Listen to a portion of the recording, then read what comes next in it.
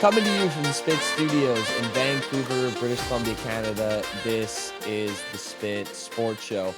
I know that the Micah Parsons trade was a couple of days ago, but it really took me a few days to kind of process this entire situation because this trade, although it is the period at the end of the paragraph, there is a whole chapter of the NFL offseason that was dedicated to this entire Micah Parsons saga and Jerry Jones's handling of the situation, Micah Parsons' handling of the situation, definite violations of the CBA, and just a million different layers. This story really was just a complete onion of offseason football talk. So there's a million different ways to look at this, but the way that I kind of see this is there is only really one way for the Cowboys to win this trade at this point now that they've made it. First of all, they had every chance to make this a good situation for themselves. They knew that this was coming down the road 2 years ago, obviously. I think, and I think most logical people would think, if you knew it was going to come to the point where you had to trade your best player, you should do it before the draft because A, teams have a lot more assets. B, they haven't given out many long term contracts yet because they typically do that after the draft. And C, you're able to use the draft picks that you get from a potential Micah Parsons deal to draft players who can help your team right away. Because in today's NFL, unless you're a even quarterbacks though nowadays, like you come into the league as a rookie, especially a first round rookie, which obviously a Micah Parsons trade is going to command some first round picks. Typically, that's a pretty impact player. So, with the position the Cowboys put themselves in, with all of the gander and the bloviating and the we agreed to a number, we're not talking about this anymore, and all just the incredible mismanagement and miscues by Jerry Jones and the Cowboys management football system, they ended up in this position where they were only able to get 2 first round picks and Kenny Clark for Micah Parsons, which on its face, the Cowboys can't win that trade in a football sense. Like those first round picks, I don't know how many of you guys watching have seen Family Guy, but there's a clip where Peter is choosing between a mystery box and a free boat. And the guy is trying to get him to pick the mystery box. And says to himself or to Lois, who is sitting beside him, there could be anything in that mystery box, even a boat, when the other option is literally just to pick a boat. That's how I feel about these first round draft picks. Like there could be anything in those first round picks. You might even get a player as good as Micah Parsons. Oh, wait, you just traded away Micah Parsons to acquire the picks that you need to select a guy who might have the talent of a Micah Parsons. It's a big circle of, yes, I understand that picks are good and these young guys, like I said, are making big impacts right away. But the odds of finding another Micah Parsons with those first round picks is pretty slim. Especially, again, considering the fact that Micah Parsons was not a top 10 pick. Like, people forget this. He slipped a little bit to the Cowboys. I think he was 12th or around there. Like, the odds of the Cowboys getting a generational talent like that, not in the top 10 pick, again, not good. Kenny Clark is a good player. There's no doubt about that. I'd probably say a really good player. Every time the Lions would play him, he'd be a very, very annoying piece of their defensive line. But realistically, at 30 years old, he probably has another 2-3 years at his current production level. Micah Parsons is a 26-year-old pass rushing phenom who has some of the best pass rushing grades in the history of Pro Football Focus and is clearly just one of the most natural disruptors on throwing downs that we have ever seen. So, what would it take for the Cowboys to win this trade now? It has nothing to do with the Cowboys.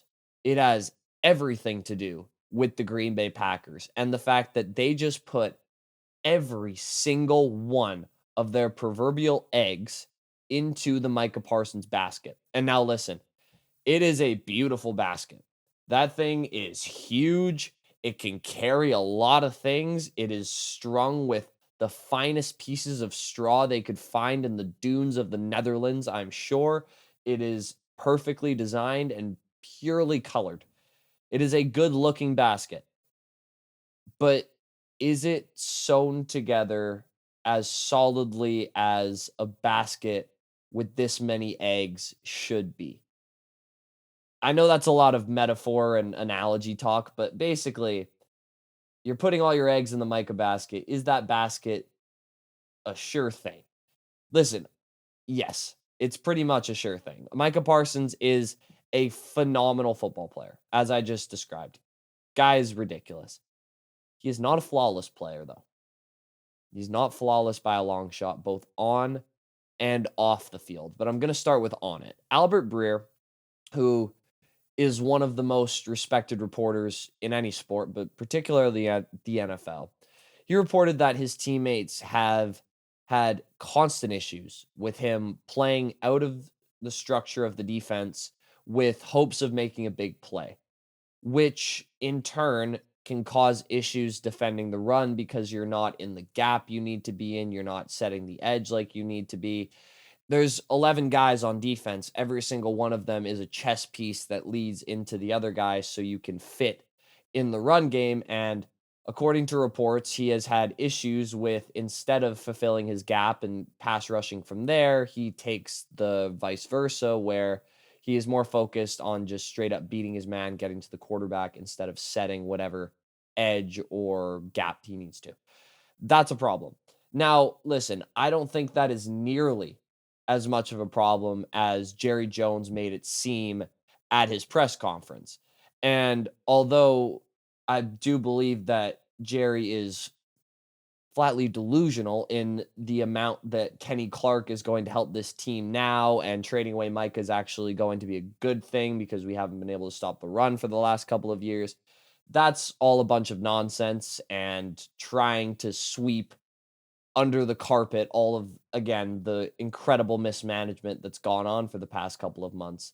But the amount of impact it will have on the team, Micah Parsons not refusing to commit to the run game, but slacking a bit in that department, it is going to be a real thing. Which I'm not saying he can't improve on, but if we're taking Micah Parsons right now as his body of work, which is clearly what the Packers are doing, paying up a king's ransom and paying him an extra $7 million on top of the next highest paid pass rusher. With Green Bay playing in a division with Detroit, and I don't want to look at this through Lions colored glasses, but the Lions are the class of the NFC North, which Green Bay is trying to obtain to. Their attack is primarily with maybe the greatest running back duo ever, who primarily runs up the middle. I think it's going to be an issue not having Kenny Clark in the middle of that defensive front. Now, obviously, on passing downs, it's going to be a different story, but the Bears' interior O line in their division is also much improved with their signings this offseason. I think they're going to be able to run down the middle on the Packers a little bit. I just, in general, question a culture as structured as Green Bay's has been for the last, I don't know, 100 years, if his kind of big play hunting is going to fly there the way it did in Dallas, or if it's going to be tolerated. It could be a great thing for Micah, by the way. Maybe going into this kind of structure, they're going to start putting that kind of fundamental run game analysis into his football psyche. It's on the board. But for the player that he is now, I definitely question if there's going to be a bit of a culture shift there, which brings me to all of the off the field stuff, which Micah, I'll put it in the simplest way possible. He has a big personality and he likes to say what's on his mind. He has a podcast, which he does by himself, which, again, reportedly had a very negative impact on his teammates in Dallas. They thought, again, not my report, this is Albert Breer, that he was self-centered and taking attention away from the team onto himself and putting unnecessary pressure on the team. He said a lot of dumb things on that podcast about a bunch of people, including like constantly giving his personal rankings for different position groups and stuff like that. As an active player in the NFL, when you're not putting your quarterback in the top 5 quarterbacks that you have, it's just going to cause a media firestorm where your quarterback has to respond to that, and then you have to clarify your comments. Just a lot of dumb things that create stories out of nothing have been said on Micah Parsons' podcast. And that is, however, the culture in Dallas.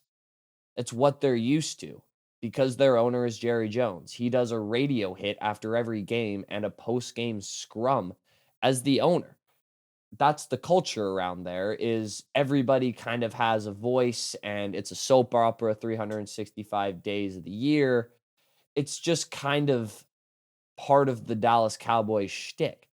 But I have to wonder if in the smallest pro sports town team in the world, if a personality as big as Micah and a player as great as Micah, I'll give him that.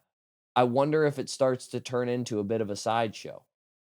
And I also wonder, from Micah's perspective, if when this contract dispute with Dallas started a year and a half ago or whenever the first offer was negotiated, if he would have approached it differently, knowing he would be ending up in Green Bay.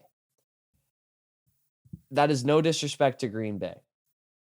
It's obviously an awesome sports town with awesome fans. I have nothing, well, I have a lot of things against Green Bay, actually. But in this context, objectively, I don't.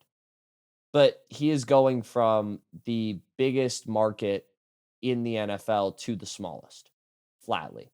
And for a guy who brings a lot of attention, a lot of media, and like I said, his own personal podcast, I wonder if he's going to be a big fish in a proverbial small pond that takes up a lot of the oxygen from the Packers football operations.